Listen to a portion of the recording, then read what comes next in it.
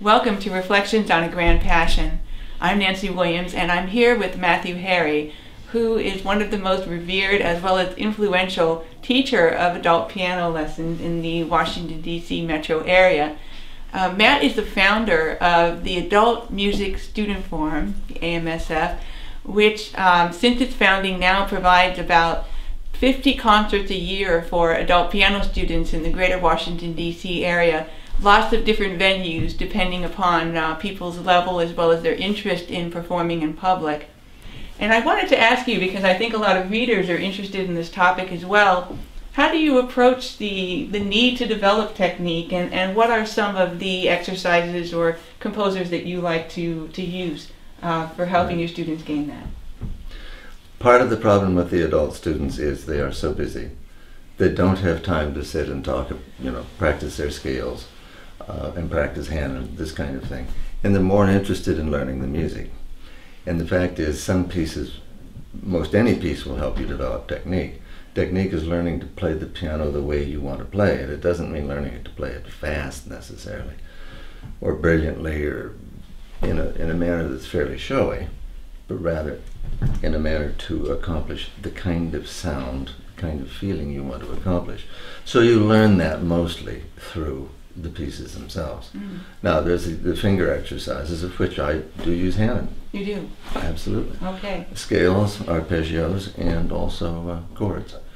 But I do it very sparingly because I don't, most of my students don't have enough time with their practice to work on the pieces and technique and that kind of thing. You really need an hour to 90 minutes a day to do that successfully. That's very true. So when you say sparingly, will you go for some periods of time without the student working on technique and then you'll return to it? Well, I think any time a student's playing the piano, they're working on technique. But right. You mean as a separate entity? Yeah. Absolutely.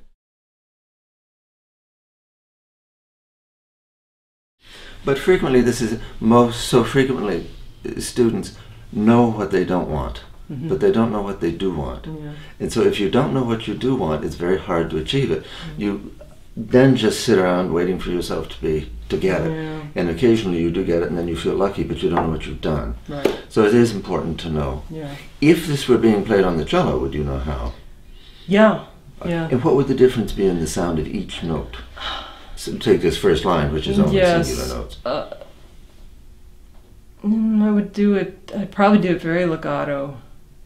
And I would use some vibrato at the high points, maybe. I've never tried to play this on the cello, so I don't know. I haven't tried vibrato on the piano either. I try, it doesn't work. It doesn't work. I feel like it should be sort of shimmering, flowing. Why don't you play just the first couple measures where we have those single notes, so people will know what we're talking about. All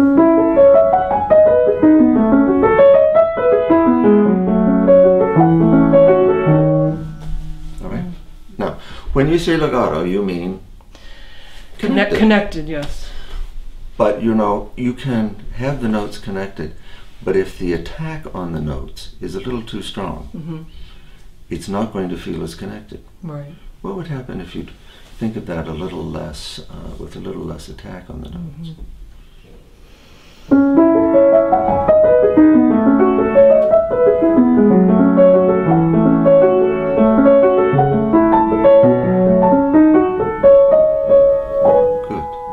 There was a difference there, wasn't there? You're very attuned as a teacher to how the student uses his or her body when playing a piece. Right. The importance of weight in the shoulders, etc. Can you talk to us a little bit about that? I think the motion, performer's motions has changed, probably in my lifetime. It used to be that you did not move, and you'll still find teachers who will criticize students for moving too much. But I just watched so many musicians who did move all the time. And it's not the showy Miss Piano kind of motion that I'm talking about. They're just structural, large muscle motions that need to take place. And piano students so frequently are taught this kind of thing that they forget that they have arms that need to move too. And that are part of a very, hopefully a very free-flowing setup with the body that just, you know, enters into the whole performance physically, mentally, and emotionally. But I also find that when I can make people's playing more musical by helping them to move more. Mm. And it's always amazing how this happens, and I can't explain it, mm-hmm. except that motion does make a music more expressive frequently. Well, thank you for joining us at Reflections on a Grand Passion with Matthew Harre.